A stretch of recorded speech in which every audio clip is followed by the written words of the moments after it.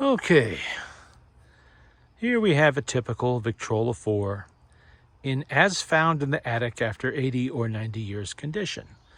This particular Victrola 4 was made in 1920, and it is basically the last version of the Victrola 4 that would be made.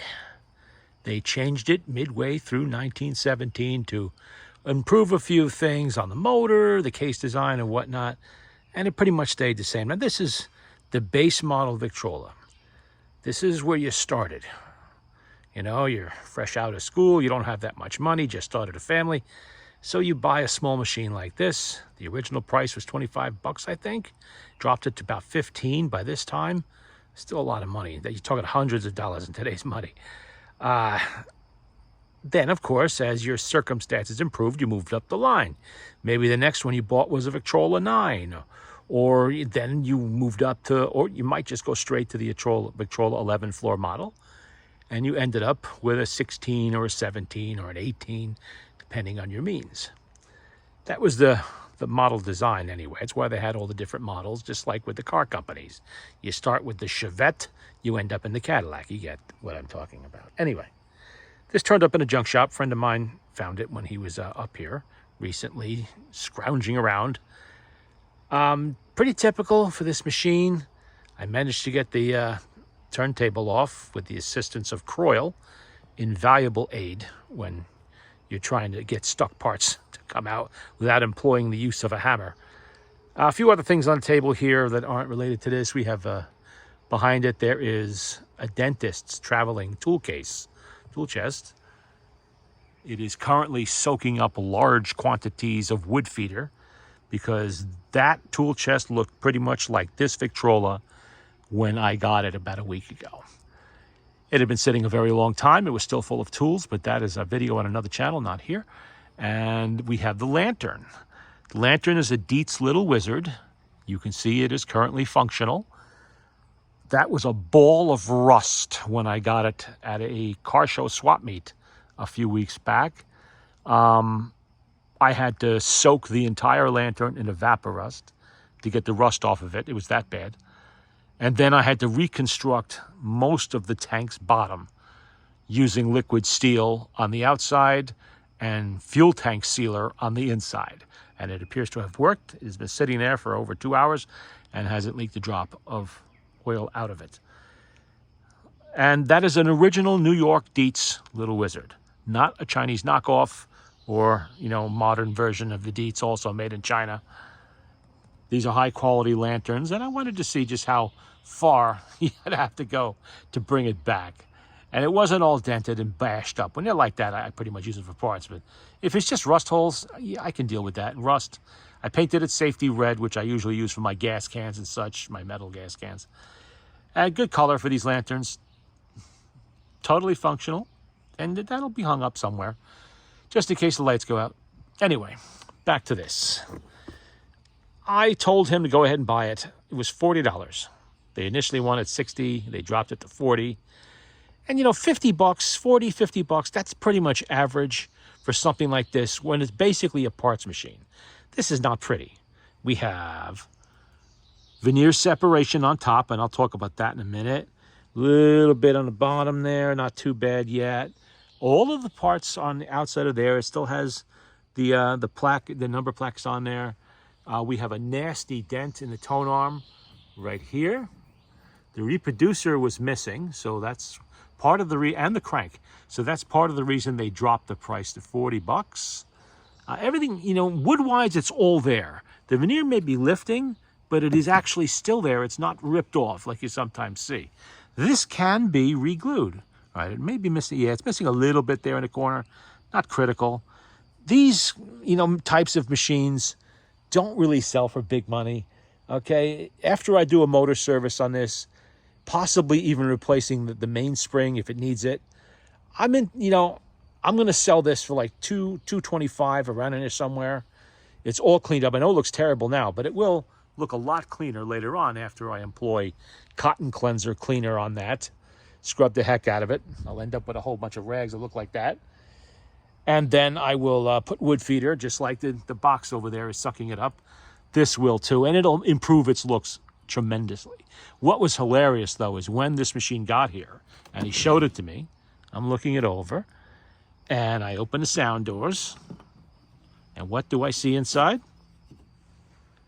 See it? On the bottom, we have the crank, and in the middle, we have the reproducer wedged in there. It is missing the needle bar, and the diaphragm is smashed. But that's okay. You can actually buy new needle bars today, and I have extras anyway. Everything else is there. Even the post screws, you know, for the back gasket are there. This can be rebuilt, and that's on eBay. These things are like $45 to $55 now for an exhibition reproducer. So, you know, it's nice. That was definitely a definite bonus with a reproducer, and that's the big thing there. A parts machine like this should be about $65 to $75 because you're accounting for the reproducer. But this is definitely savable. It's rough, and most people who are doing this, like with the idea of making money flipping these, would probably not bother with something like this. I do it because I do it for fun. I like messing. I like them like this because it gives me something to play with. You know, hours of entertainment. And yeah, when I'm done with it, it'll probably end up getting sold down the line somewhere. Already have one for sale and another one in the backup for sale. So I don't really need another 4 in case I want to keep my, you know, my for sale lineup there going. But I will play with this, and it doesn't really need any parts. It's all here. Even the knobs. And by the way, these knobs are only for this machine. These little tiny knobs are only used on the little 4. Everything else, the 6, the 8, the 9, and so on, all use the larger knobs. So when these things are missing, I don't believe that anybody's reproducing the small ones. So that could be a kind of a pain. And the big ones just don't look right on this machine. And these are nice quality machines, which makes them nice to work with. They're well built. They're made to be fixed. High quality materials. There is no pot metal on this machine. Not in the reproducer, not in the tone arm, nowhere. You may run into a problem where some idiot dropped something on it and dented the hell out of the tone arm at some point in the past. But I'm going to tell you something, that would still function. It doesn't look real good, but that would still work. It would not stop you from playing records on this. This has the smallest of the Victor motors. Right there. That's the single spring motor that would be shared with, a year after this, would be shared with the first generation of Victor Victrola VV portable. Right there, and it's all intact. Everything's there. The governor looks good. The spring is not broken. It has the full floating horn. And all of the improvement, the only improvement this did not have in 1920 that it could have had was the Victrola #2 reproducer. But that's nothing. You could always get one of those if it really mattered. It doesn't, because these things do sound very nice with an exhibition reproducer. There's not a problem with these. And they have, if you've referenced my earlier video on the last Victrola 4 I did a few weeks ago, you'll know how nice these machines sound. Now, back to this. These later ones, now the earlier 4s had a wooden motorboard that was, I think, 3 or 4 pieces of wood glued together to make one board. Now, what happens when that gets damp, either from getting wet or from just basic humidity? Summers in the southeast and the northeast are pretty humid. Southeast probably humid all the time. But anyway, that causes wood to warp over time.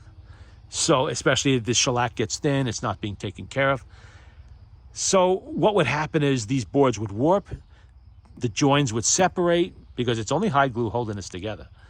And you'd end up with 3 or 4 separate sections that need to be glued together. I've done that many times, had to glue them all back together. What they did was they added, same board here, see this board? That's the same multiple board. You can't really see it. Maybe there a little bit you can see it, maybe. Anyway, that's the same multiple pieces of board glued together to make one piece of motorboard for the top. But what they've done, they added veneer to the top and to the bottom. That right there, a little sandwich. That has the effect of keeping that board together and keeping it from warping too. If you can see, it's not warped. Not the board itself. The veneer a little bit because it came loose, but the board itself is not warped. That's still in pretty good shape, and it's not separated either, which is going to make my life a lot easier when I clamp and glue that. Yeah, you can play it without doing that, but I kind of like to, because if, something can get caught on this and rip it right off. You don't want that. It doesn't take long. Elmer's wood glue will do the job without a problem. I have to take it apart anyway to service the motor and clean it up and everything. It's going to need the usual service and scrubbing and all of that sort of thing. And, if I do sell this, I'm never going to get out of it the amount of time that I put into it. It's not going to happen. I would have to work for like $1.50 an hour to justify it. Although to sell it at $2.25 and make a profit of any kind.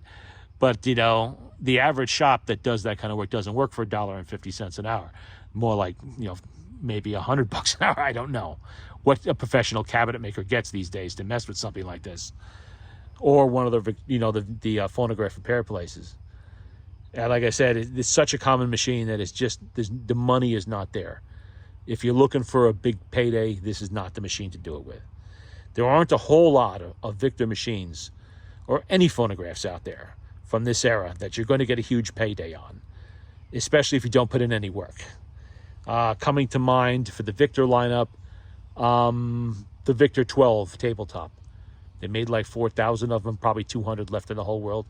Those ones with the little tiny sound doors down here, I have a video on one of those from a few years ago. Those you're going to make some money on because they're extremely rare. They only made a few of them. Let's see, a Victrola 18. Again, it's rare. If it's in nice condition, that's important too. Condition is everything. If it's in nice condition, you're going to make good money on that if you bought it right. If you paid $5,000 for it and you want to get 10, good luck with that. If you bought it for $300 in an estate sale and you want to flip it for $3,000, maybe. I don't know. And of course, the outside horn machines, those are always pretty expensive. Those you're pretty much always going to make money on if you bought them right. You didn't spend a huge amount of money buying it. You don't do that unless you're buying it for yourself. You don't drop $3,000-$4,000 on an outside horn machine unless you are keeping it. It's for you. You're not going to polish it up with something and then flip it and hope to make $1,000 on it. That's not going to happen. Just like I'm doing with this machine. I paid $40 for it. I'm probably going to spend 20 hours screwing around with it. Hey, that's good for me. I like that. It gives me something to do. I can play with it.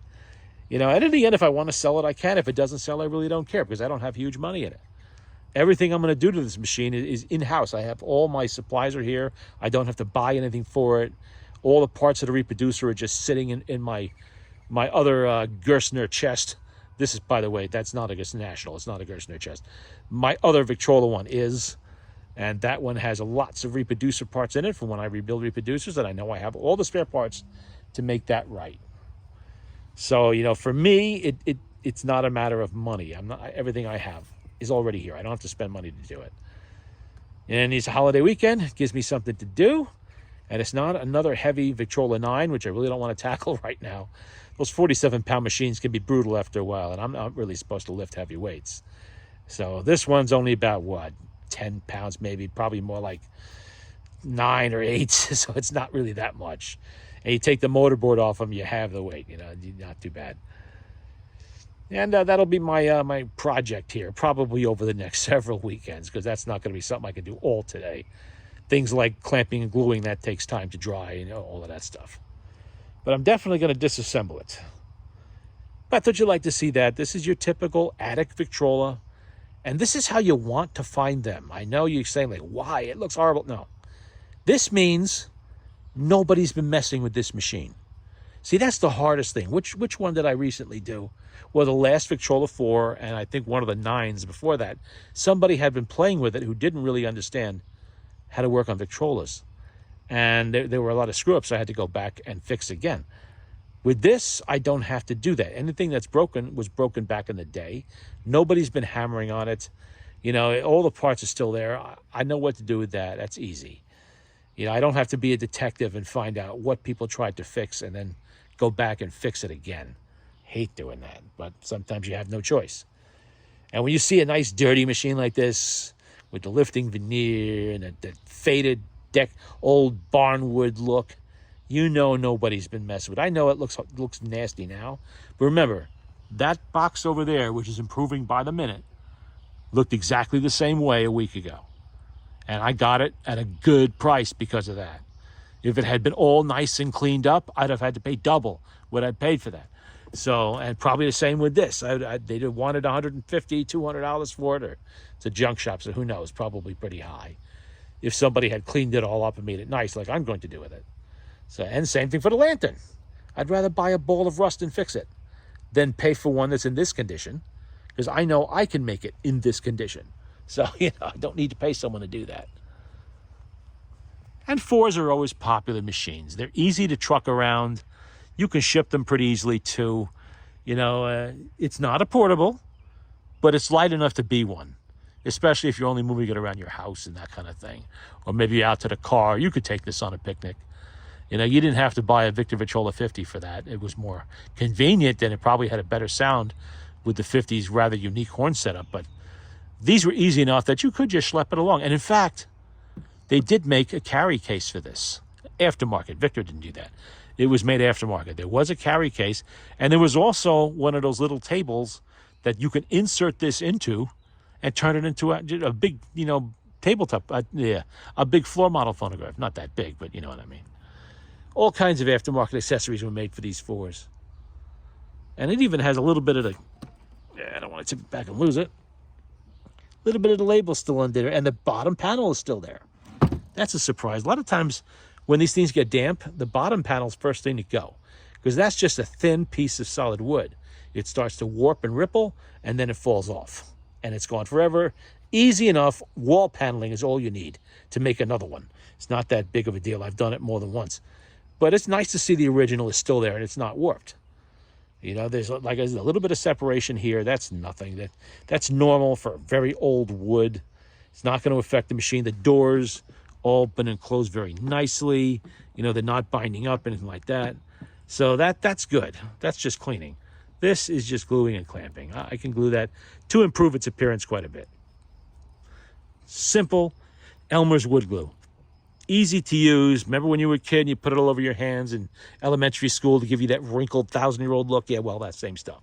It's non-toxic. It won't hurt you. It works really well on wood. You can even use the white stuff. If you don't have Elmer's wood glue, which you can get at any home improvement store, you can use the white stuff. It works too. It'll get the job done on something like this. Good old-fashioned hide glue. Look at that nice dust ring on there.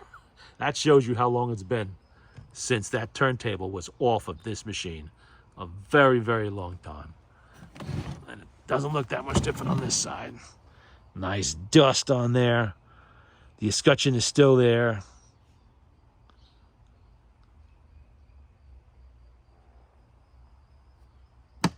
There you go.